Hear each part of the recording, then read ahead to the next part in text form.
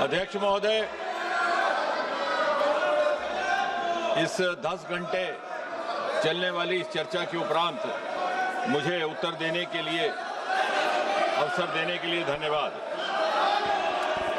सबसे पहले तो बड़ा निराशाजनक है ये दृश्य विपक्ष को देख करके कि जब इतने महत्वपूर्ण बिल पर चर्चा हो रही है, जब इतनी संवेदनशीलता के साथ और प्रधानमंत्री मोदी जी की प्रतिबद्धता के साथ ये विधेयक लाया गया है, तो बजाय इसके कि संजीदगी से इस पर बहस की जाए, सुझाव दिए जाए, इस पर राजनीति करने का प्रयास किया जा रहा है। और मुझे हैरत है नेता प्रतिपक्ष एलओपी जी के व्यवहार पर।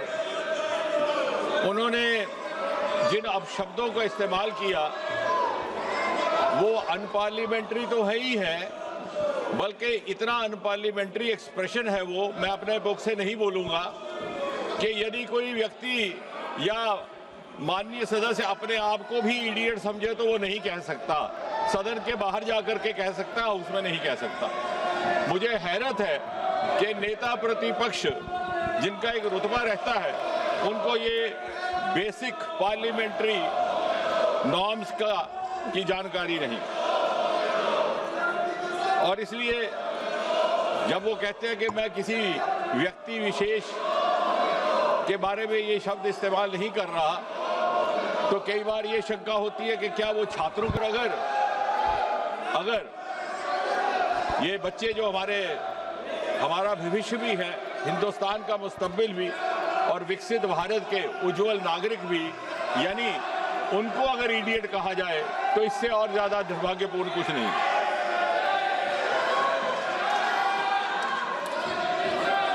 मुझे ये भी हैरानगी है कि नेता प्रतिपक्ष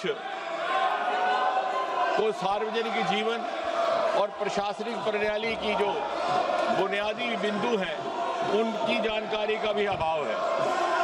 सबसे पहली बात तो ये कि जब वो कहते हैं कि गृह मंत्री जी ने गोली चलाने का आदेश दिया और उसे ऑथेंटिकेट करने में नाकाम है, तो सबसे पहली बुनियादी बात कि कहीं भी गोली चलाने का आदेश कोई मंत्री नहीं देता, वो मैजिस्ट्रेट देता है, एसडीएम देता है, डीएम देता है। हम सब विधायक रहे हैं, सांसद रहे हैं, हमारे अनुभव में है। इसका अर्थ ये हुआ कि उन्हें सार्वजनिक जीवन का भी अनुभव में अभाव है। दूसरी बात, ये बार बार स्पष्ट किया गया कि गोली चली ही नहीं, अश्रु गैस, टीयर गैस का इस्तेमाल हुआ, लेकिन जब गोली चली ही नहीं तो आदेश देने का सवाल ही नहीं पैदा होता, और आदेश देने का अधिकार मैजिस्ट्रेट के पास रहता है, मंत्री के पास नहीं। फिर इन्होंने ये कहा कि गृह मंत्री जी के साथ 30 गाड़ियों का 30 व्हीकल्स कैवलकेड, शायद इनको गिनती करने में भी दिक्कत है। इन्होंने शायद वो कैवलकेड देखा ही नहीं कि 30 गाड़ियां कभी भी गृह मंत्री जी के साथ नहीं चलती। फिर उन्होंने ये भी कहा कि गृह मंत्री जी विदेश गए हुए थे। हम में से किसी की जानकारी में ऐसा नहीं, कहीं कोई प्रमाण नहीं, क्योंकि विदेश जाने का सवाल ही नहीं, गृह मंत्री जी कभी भी विदेश नहीं गए।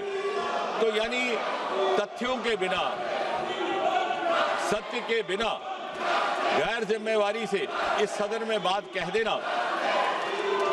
और फिर कह करके निकल जाना, यह किसी जिम्मेवार नेता और विशेषकर नेता प्रतिपक्ष का व्यवहार हो ही नहीं सकता। अब ये भी कहा गया, अब इन्होंने एक कहानी सुनाई, तो मैं भी एक कहानी सुनाना चाहता हूं, और ये कहानी है 21 जुलाई की। 21 जुलाई को नेता प्रतिपक्ष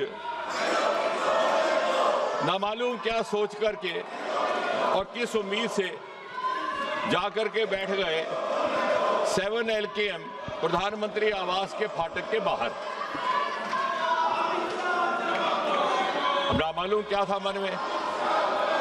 अब मेरा विभाग ऐसा है जो शोध के साथ ताल्लुक रखता है।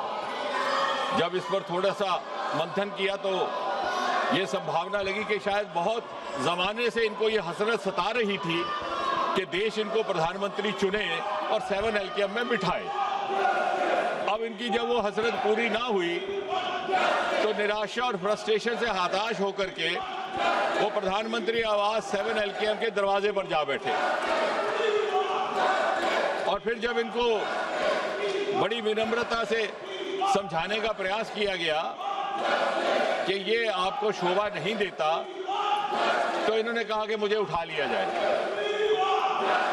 ना चाहते हुए भी जब पुलिस को इनसे ये निवेदन करना पड़ा कि आप हट जाइए, तो बड़े बेगैरत होकर के वहां से निकले। और जैसा कल हमारे एक माननीय सदस्य कह रहे थे, शुरू में तो ये उस आंदोलन के साथ जुड़ने में गुरेज कर रहे थे। इन्हें लगा कि आम आदमी पार्टी का आंदोलन है, लेकिन जब